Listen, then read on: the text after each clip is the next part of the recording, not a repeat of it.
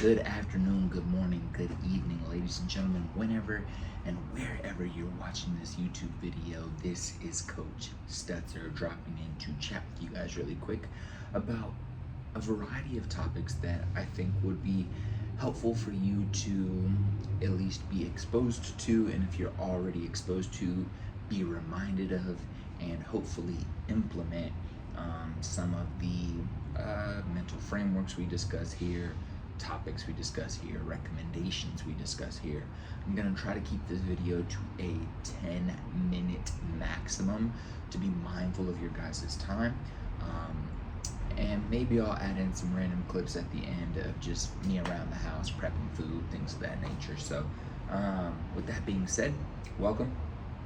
This video was inspired by the men's health fair that I was involved in Kansas City the day before I left to move to LA, which is where I'm at right now. So June 29th, there was a men's health fair hosted at I'm brain-farting on the name of the church, but at a church on Paseo Boulevard. Unfortunately, it did rain and we didn't get the greatest show out, but I still got to speak on a few different topics, which I wrote down here. So what I'm going to do is I'm going to list out the topics, and then we're going to go through each one and kind of break them down and kind of discuss why I talked about it at the health fair. So topic number one is wellness spectrum. So wellness not being one thing, but actually being a spectrum of different categories that contribute to overall wellness. Number two is exercise snacks and how to implement them into your life to increase total movement throughout your day, throughout the week, throughout your life. Number three, 10-minute walks after meals. Number four, the 30 for 30 mental framework. The number five, the never miss 2 days in a row framework or approach. Hydration, and a simple formula to think about how much water you should be drinking every day. And then cravings and how to interrupt them instead of immediately acting on them. And then the last being, how you need to approach health and becoming a healthier version of you, right? So with that being said, and those topics being broken down, and us having 7 minutes left, I'm gonna kind of briefly touch on each, but hopefully you guys can get an overall understanding of each of these concepts and can drop comments in the YouTube section, or I think I might also post this video on Facebook, so you can drop comments on Facebook, and I'm happy to elaborate on each of these topics with their own specific YouTube video. With that being said, let's talk about the wellness spectrum. So oftentimes when people think about wellness, they simply think about nutrition and they think about working out. And when they think about working out, it may be strength training and cardio, it might be just cardio, it might be just strength training. But wellness is a spectrum. There is emotional wellness, there's spiritual, intellectual, physical, occupational, financial, and social wellness. So when we think about emotional wellness, I'm sure we can think of a time in our life, and it might be right now while you're watching this video, where things just haven't been going our way. Maybe some tough events recently happened in our family or at work that are really impacting how we are feeling mentally and emotionally. And if if our tank in each of those emotional and mental wellness categories is tanking or is close to empty, we're not going to feel great, and it's going to impact the rest of the wellness spectrum.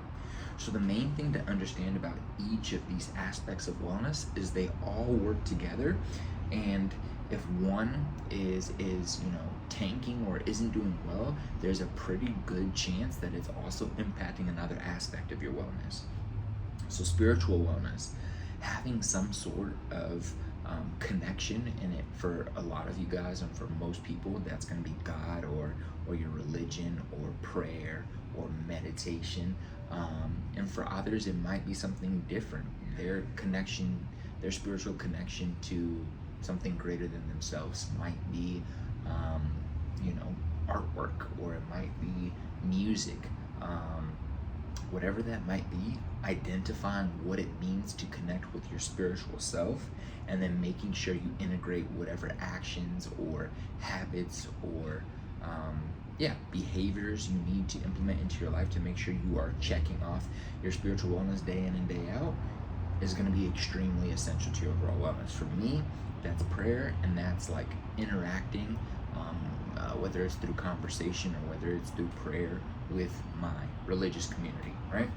And just connecting with them as a group, and then all together, and also by myself during, personal prayer, connecting with God. Intellectual. So when I think about intellectual wellness, that just means constantly learning for me. It might be something different for you, but making sure I'm reading books, engaging in activities like listening to podcasts, reading books, having elevated conversations with individuals I find to be inspiring or knowledgeable about a certain topic, reading articles, and just making sure I'm stimulating that intellectual need to continue growing, right? And it's an aspect of wellness. So if we feel like we stop learning, there's so many negative repercussions of like completely stopping to learn. First off, you you become ignorant, affected immediately as soon as you start or stop or make the decision to stop learning. But it just feels good to continue learning new things, to be curious, and a lot of great things happen to individuals who are curious.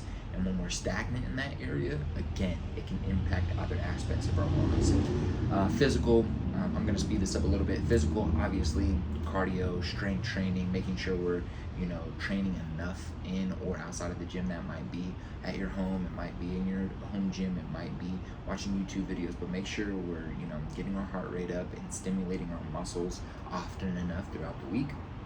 Environmental, one of the big reasons I moved to LA is because I love the environment here. It's constantly sunny. I can go to the beach whenever I want.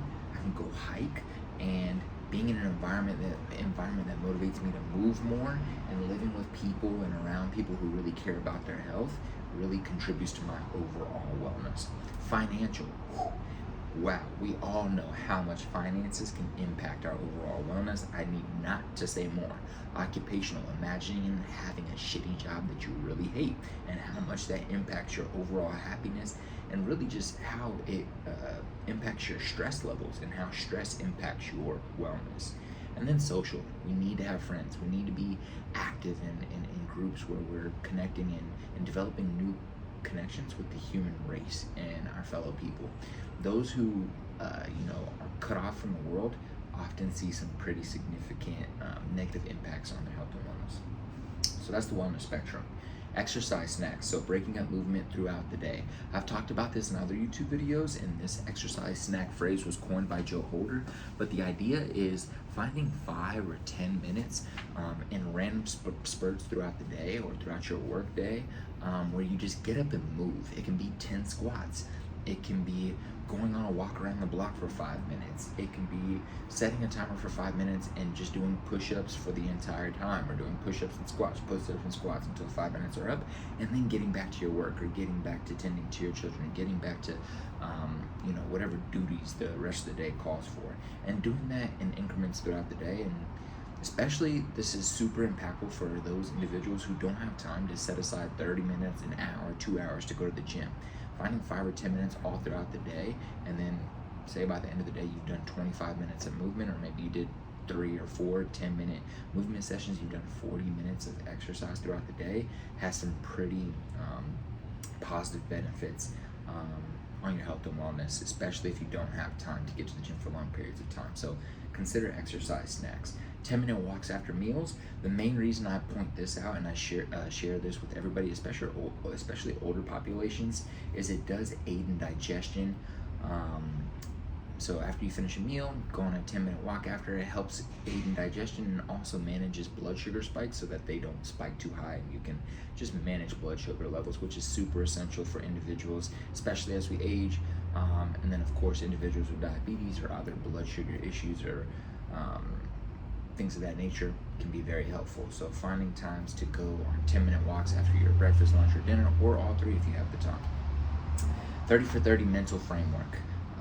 So all this is choosing a goal And obviously, in this case, we're thinking about fitness, we're thinking about nutrition, we're thinking about sleep, we're thinking about engaging in elevated conversations, whatever it might be that contributes to your overall wellness. Maybe it's meditation to reduce stress. Committing to one thing and trying to do it for 30 days straight without missing. It's a great way to add on new habits and a fun game to play with yourself. Instead of trying to add 37 things at once, choose one thing and try to hit it for 30 days straight. So it's just a nice little mental framework to get you to commit to something and develop the habit.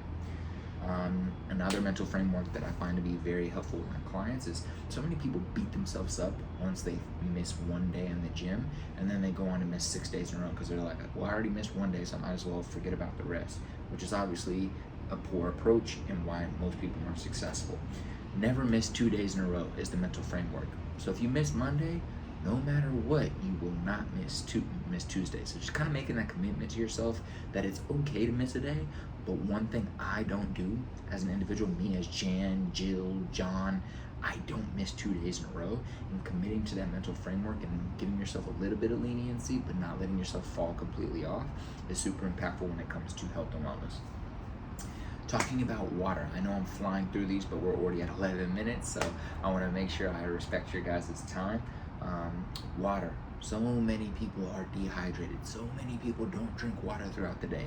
So many people forget to take water to work, or forget to refill their water bottle, or just don't drink water for an entire 24 hours. It's absolutely crazy because water is so essential to our overall health.